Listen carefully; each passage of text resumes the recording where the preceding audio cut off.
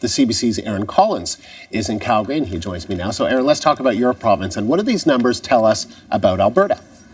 Well, Andrew, Alberta, obviously, these numbers are telling us is very popular, not just with Canadians who've been flocking to the province over the last several years, but with immigrants as well. We've seen the number go from about 7% of total immigrants coming to Canada, of the number of immigrants coming to Canada prior to 2011, all the way up to 17% in the period that's been measured in this last census. So a dramatic increase, part of a larger trend that started about 15 years ago, which has seen the number of immigrants moving to Alberta about doubled in proportion to where they're going in the rest of the country. Now, what we're really seeing, of course, is a larger trend of people moving to this province, which has seen the population growth in Alberta lead the nation. We have about 12% population growth in that period of time, and that's the largest in the country. And of course, that is also being seen in our major cities.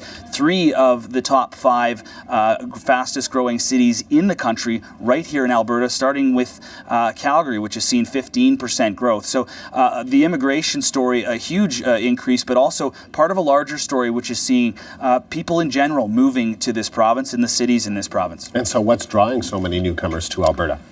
Well, I don't think it's any surprise. I don't think it's a secret that it's jobs. And people have been moving here from all across Canada and from outside of Canada to find a better life and to find a good job. Now, the interesting thing, though, if you look at when this census data was collected from 2011 to 2016, right smack dab in the middle, 2014, Andrew, you were seeing a recession hit Alberta. Of course, oil and gas hasn't been what it was prior to that, but those numbers retained their strength throughout that downturn as well. So while jobs are driving people's desire to come to this province, those jobs might not necessarily be entirely connected with this province's energy sector. Interesting statistic that's been bandied about here recently, just 6% of employment in this province is directly connected to oil and gas, forestry, and mining. Now, that number, of course, ticks up when you include secondary employment, so construction and so on, that's connected to those industries.